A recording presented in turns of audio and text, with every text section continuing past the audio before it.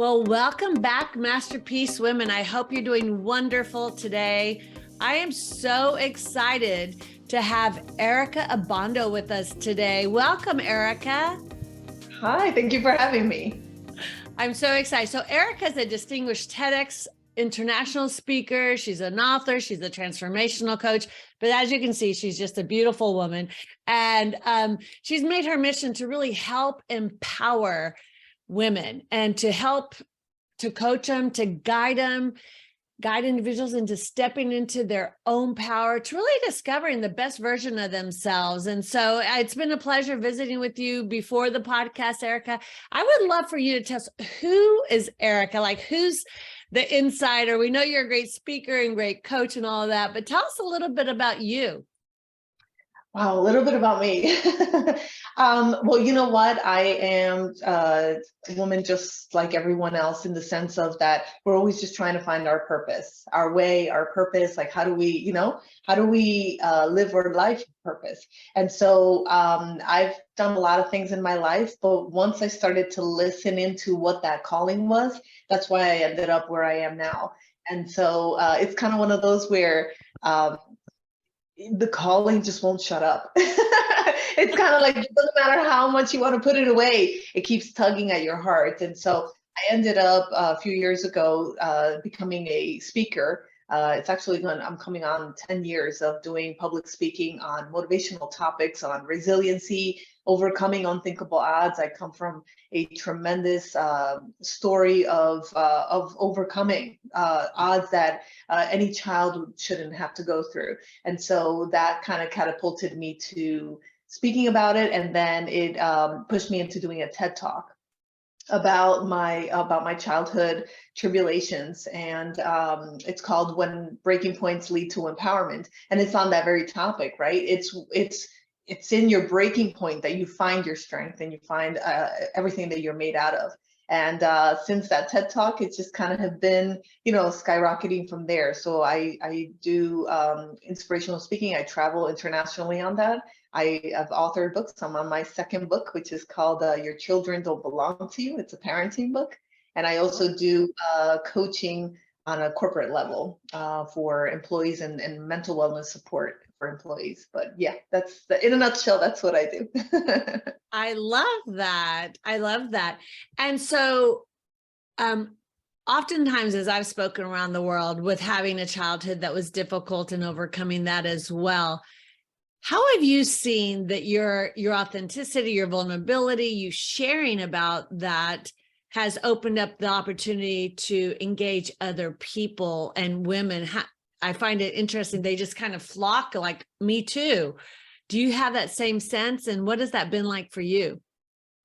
Well, I did it when you set out to be a speaker, you don't even know what to expect, right? Every audience is so different and you don't know how you're going to impact them.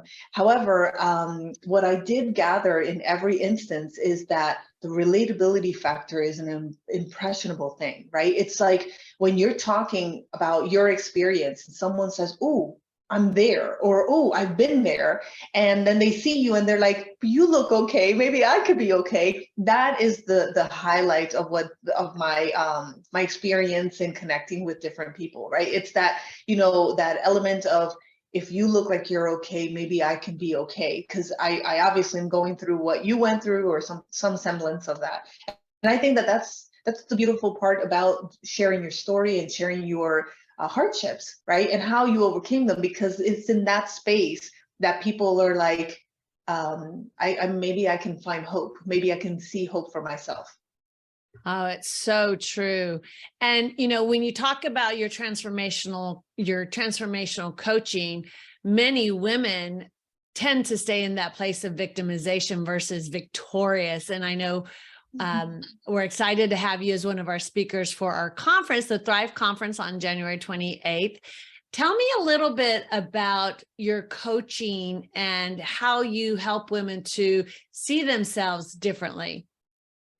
Well, I'm always a big believer that we're all still that little child, that little dreamer, that little innovator that we were as children, even if you had a difficult childhood. Because as I, overcame my childhood, it was very traumatic. I still had that little girl inside that was like, oh my God, I want to be this, and I want to dream big and all of that. And so I focus a lot of my training, my workshops, my efforts, even in the corporate space, dealing with that dreamer child inside, that inner child that still needs to be heard, seen, and valued.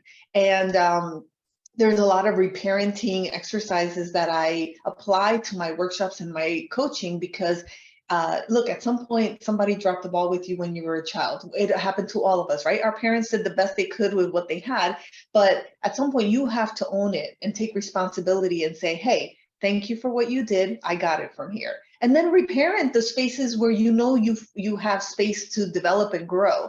And so the main basis of any workshops, any coaching that I do, is having that inner child in mind. Right? How do we heal that person? How do we reconnect her with what she wanted to be when she grew up, so that you can then apply those tools to your existing life today, your present life? I say that all of our adult issues are just unresolved issues from our childhood that we can go back and correct and fix and fulfill.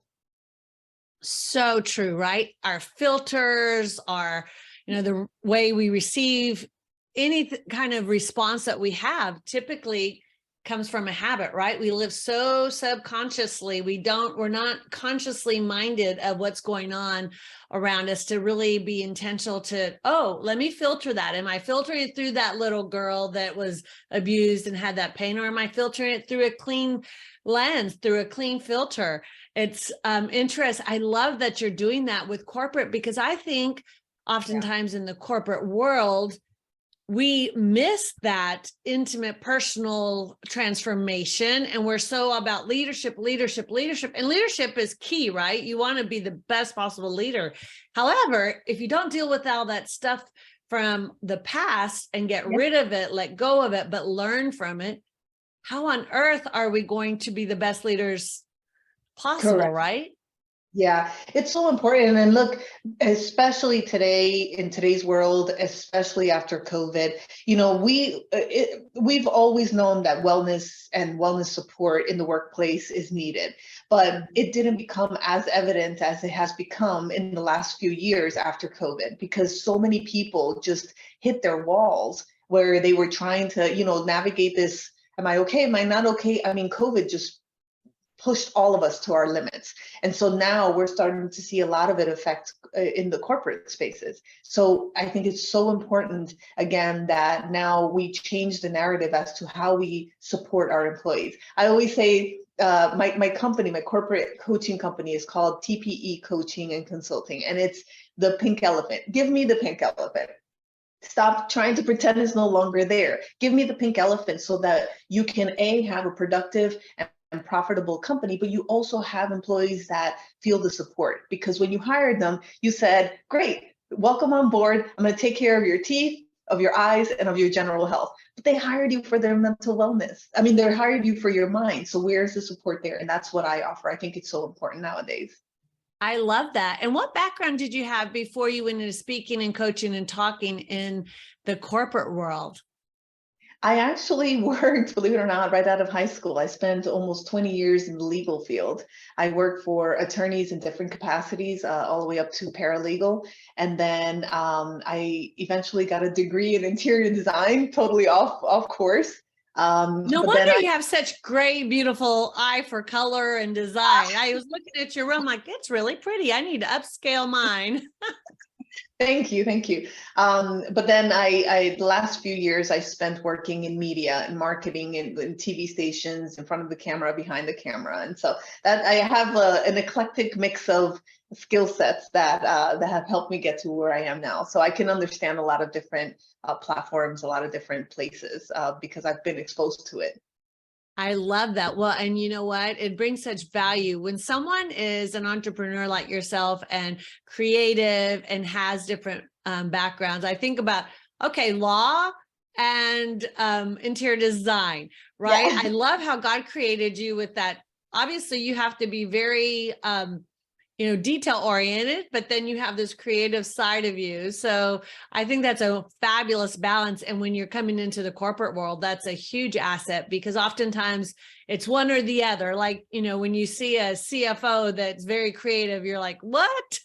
Or they're good at marketing. Rarely do you see a CFO that's great at marketing, because that's their brains are, wired differently. Exactly. But you're one of those, for lack of a better word, odd ducks. Because in a good way, you got wires on both sides. Yeah. And like I said, it gives me the ability to see both sides of it, right? Because in my corporate coaching, I think it's so important not only to focus on the profitability of a company. Yes, that of course you want your company to be successful, but if you don't have the wellness support behind it, right? The caring, the nurturing, your first client should be your employee. Right, because that's the face of your company, and unless they are, well taken care of, you don't know how they're portraying your company out into the clients. And so I think it's important. Absolutely. And what is it? One of John Maxwell's favorite sayings is that people don't care how much you know until they know how much you care, right? And as leaders, when we step into really showing that we care about the people in our organizations, and in all areas, including their mental health and their well-being, suddenly that sense of camaraderie, just the unity, the whole atmosphere changes when you know that you're valued, that you're supported, that your voice is heard. So I love that. That's excellent. Love it. So tell us what you have going on now. Any fun things coming up that you're working on? Besides, your book. You said you're doing a second book.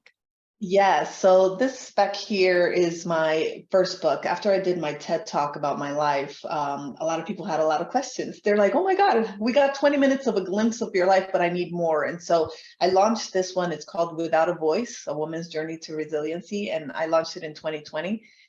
It's about to be released in Spanish at the end of this month, which I think is super important because I'm from Colombia. And so it's important for me to connect to my Latin roots. And they also understand where I'm coming from. Most of these people have lived through my own challenges that I went through. But towards the middle of this year, I am working on my second book, which is called Your Children Don't Belong to You. And it's a parenting book from the perspective of how do you support the children you bring into this world? Are you supporting them so that they can fulfill your dreams in your life and what you had planned and what you didn't get to? Or are you really paying attention to what they are telling you they're here to do?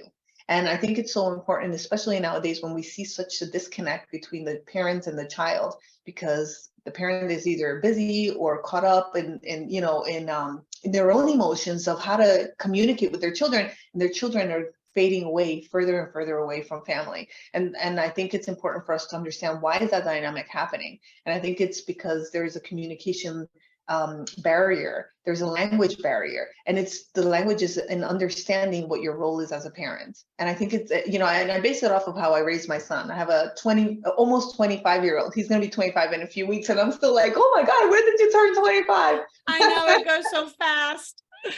So, but it's based on my teachings and my beliefs and how I raised my son. I raised my son from the beginning as if he was an adult, and I respected him in that sense, and he respected me likewise. And as I see him now doing his life, I'm like, wow, everything that I kind of guesstimated in raising him worked out really well. And I want to be able to help parents, also understand that some of these tools will help you with your children. That's awesome. So he's 25. So he's all done with school and living his life as an adult now. Yeah, I'll have a proud mom moment. He actually, as we speak, is on his way to North Carolina to relocate because he just got hired by ESPN. He's in the sports industry. So That's wonderful. Good for him. Oh, what an exciting adventure for him. That's awesome. He's had a very great life so far, and I'm just beyond proud. So yeah, he's moving to North Carolina to work for ESPN. So oh, that's wonderful. Well, congratulations to your son. That's lovely. So Erika, you are an entrepreneur, you're a leader, you're a speaker, coach. Tell me a little bit about part of what Masterpiece Women's all about is helping women build business. Tell us a little bit about what that was like for you to go from working and doing all that to then being an entrepreneur. What were some of the struggles you had? What would you say to the women who are trying to go on their own, suggest to them to help them? Well, first of all, again, going back to my first point, the calling will never go away. I tried to muffle that calling for a very long time because I'm like, no, I have to have a job and I have to be in the corporate world and all of this stuff. But the calling never goes away. So the first advice I would give is listen to it. It's there for a reason. You're here not to build your resume. You're here to leave a legacy. And in that legacy is where your calling is guiding you to. And so I would highly suggest for someone to listen to their calling. And then the second thing is you don't have to do it alone. Sometimes we think, oh, entrepreneurship is such a lonely journey, lonely road because it's you building a business.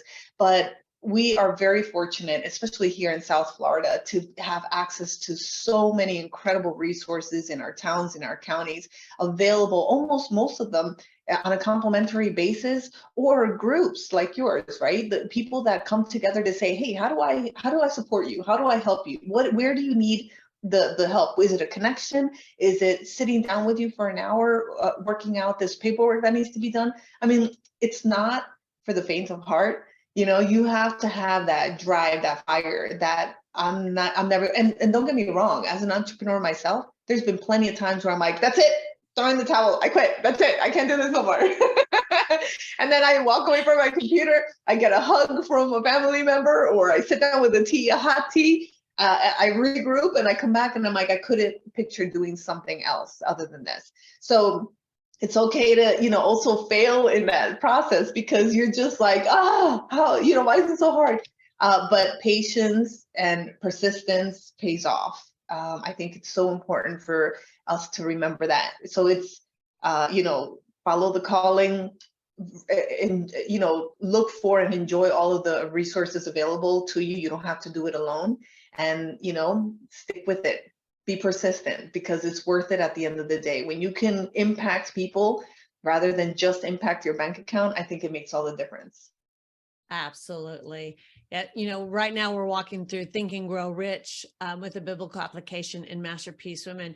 And part of what we do when we are doing, right now we're on the plan, and he talks about those temporary defeats, right? They're not failures, they're temporary defeats. Your goal is still your goal. The calling is still the calling. But your plans may have to change a little bit, and that's okay. Sometimes you have to pivot your plan. And I feel like oftentimes people throw in the towel in that moment when their plan needs to change, but their goal really shouldn't.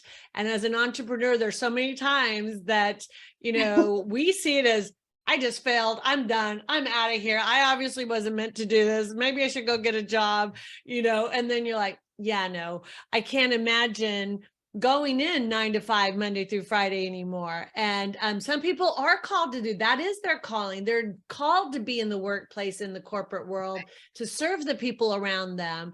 And we need you there. If that's your calling, don't leave. Do what God's called you to do. But for those of us who are entrepreneurs, that's not our calling. And I worked for actually, it was a missions organization for a few years as the leader, and I was still leading this massive movement, but I was still under someone else's authority and had to do things their way, and I didn't always agree with it, and I felt so stifled. I was like, it was just not, I just knew when it was time to go, it was time to go. And part of that was God created me as an entrepreneur, as a visionary, and if you try to micromanage me, forget it. So. Well, I'll challenge you slightly on that, because one of the things that I also advocate is it's okay to also be a sidepreneur, right? Oh, no, 100%. Always have to be full-fledged on it. And even because sometimes people are, okay, well, I'll be a sidepreneur while I have my job and then I'll launch it. Well, there are times where even in that, from sidepreneur to entrepreneur, you have to go back to sidepreneur, and it's okay, right? Because it's in those spaces. So long as you stay within the same conversation, the same area of work that you're doing, it's okay to still pivot in those places, because you're entrepreneur at heart. That's never going to go away, even in the spaces of working with other people. But I think that it also allows people the permission to be okay with the sidepreneur sometimes has to work for a little bit while you regain your momentum. So I think that is so true. That is so true. That's such a great point. And, I mean, the reality is, right, all the most wealthy people in the world also have multiple streams of income, for that matter. Exactly. And so as you do, as I do, I have a health and wellness company that I'm leading. I have Masterpiece Women. I do the coaching. I mean, some people are like, well, Tina, how do you do it? Well, more than anything is time management. We did talk about this, and I think we should hit on this because it is the first of the year. And you and I talked about this right before we got on. We were talking about working on the weekends and how typically we don't work on the weekends.